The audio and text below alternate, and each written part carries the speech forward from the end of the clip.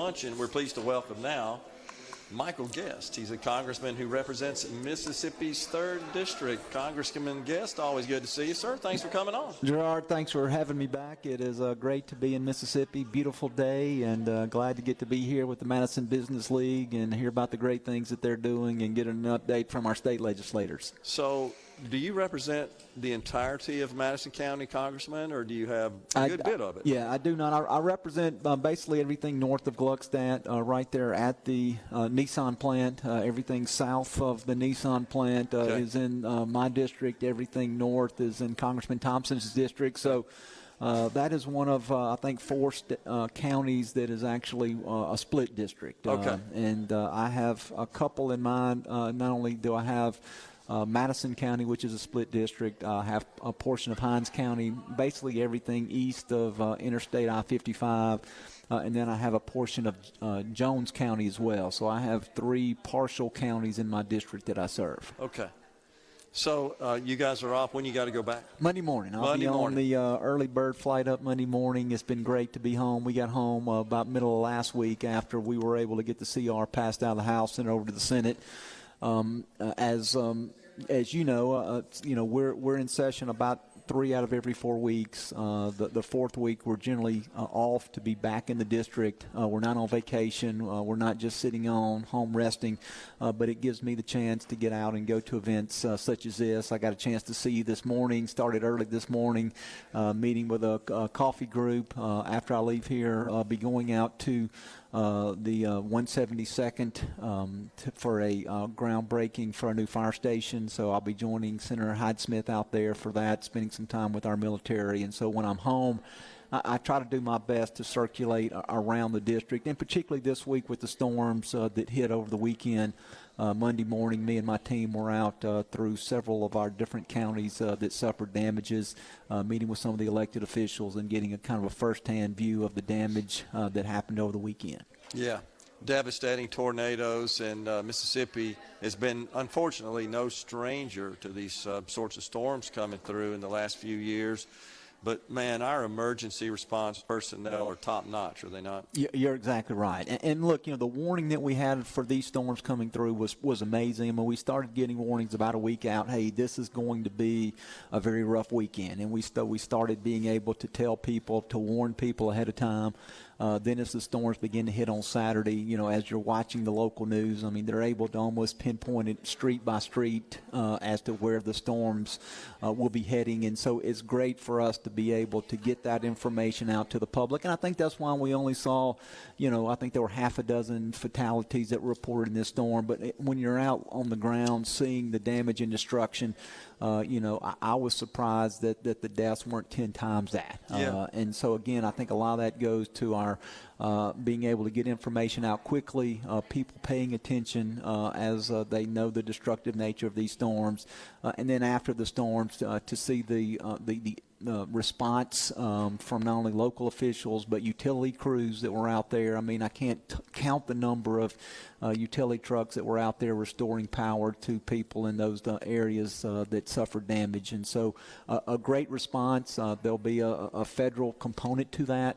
So there'll be some federal funding that will be requested by MEMA. MEMA will be compiling all the requests, gathering all the data, submitting it to the federal government, and then the federal delegation will be supporting that request, and you'll see some federal dollars flowing back to Mississippi for storm recovery.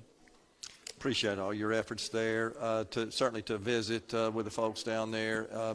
Mississippians are resilient. They rebuild. It's no fun going through this, but better days certainly ahead. Let's turn our attention to Washington.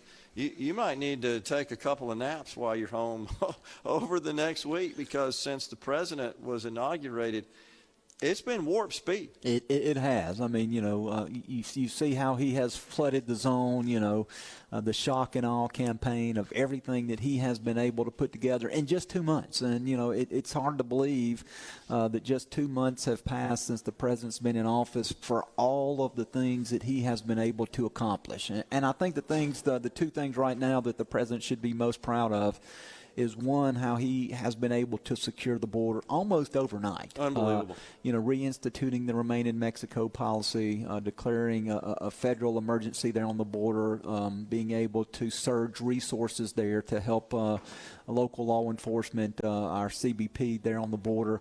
Once again beginning wall construction, and so we saw the numbers in February drop to the number of encounters were below 8,400 for the entire month. There were many days under the Biden administration we would see that many in a single day. Yeah. And so when the number of encounters has dropped more than 90% in the 2 months that the president's been in office, that has been a huge victory for the president, something that he should be very proud of. He campaigned on that. That was probably his top campaign issue. And he's been able to fulfill that campaign promise. Yeah. And then what we've seen on the president being able to identify wasteful spending within the federal government, all of the things that the Doge Group has been able to uncover, the wasteful spending that we've been able to stop. Just to this point has been amazing, and I think there's going to be a lot more to come. I think as we continue to look into different federal agencies, the post office has requested Doge come in and do an audit of everything that's going on within the postal service, and they'll find waste there. I think as we get into the Department of Defense, even though I'm a defense hawk and I want to see us fund our military, I want to make sure that those dollars are being spent appropriately. And so the president, I think, right now is well on track to be remembered at least for two things, which is that he secured the border and that he cut wasteful spending. And I think you're going to see over the next several months ahead, we're going to see the economy grow. We're starting to see inflation slowly come down. I know the market is kind of up and down right now. There's some instability in the market, but as the president begins to settle out on some of his tariffs, trade policies, I think we're going to see continued economic growth. Yeah, I'm with you on that as well. The markets are in a bit of turmoil right now just because they're not quite sure what to make of everything. It's moving at such a rapid rate. But I think by the end of the year, I think we're going to see an unbelievable bull market in the last couple of quarters. So you guys got this CR essentially funding the government for the most part at Biden level, Biden-era spending levels for 6 months. This was at the president's request. Let's point this out. He wanted to give you guys time to work through regular order. You and I have talked about this many times. You think with 6 months we can make that happen so that when the government runs out of money essentially at the end of September, we can negotiate and pass 12 spending bills to fund the discretionary aspect of government? Well, I tell you what, I mean, we're going to try to do that, and we've done a better job in the House the last couple of years in the Senate. I'll say that this year, because I serve on the House Appropriations Committee, we were able to pass all 12 spending bills out of committee. We were able to pass half of those bills off of the House floor and send to the Senate. The Senate, on the other hand, under Schumer, and so this was a different regime, they passed 0 spending bills. Right. They refused to take up any of our spending bills, refused to negotiate with us on appropriations bills, and so we were stuck having to do this CR. You're exactly right, a CR that was supported by the president. But what I want your listeners to know is this CR actually cut spending from last year. The first time I've been in Congress, probably the first time in a number of years, we have actually cut spending. Now, the cut in spending was small. $7 billion. About $7 billion, and so I think we cut $13 billion from discretionary. We increased defense spending by 6. So with a net increase. Decrease. So a net decrease of $7 billion, and so for us to be able to do that, to actually cut spending, that's unprecedented. Yeah, I mean that's truly amazing. And then as we're going to at some point get into the rescission packages where the president is going to send to Congress money that they want us that we have previously been appropriated that we don't need to claw back, you're going to see those savings continue to grow. So that is a crucial step in the right direction.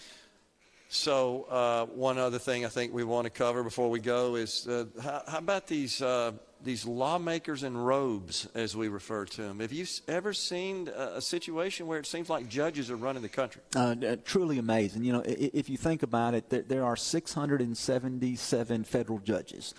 And for each of those federal judges to be able to have the authority to overrule the actions of the president, I think is truly a miscarriage of justice.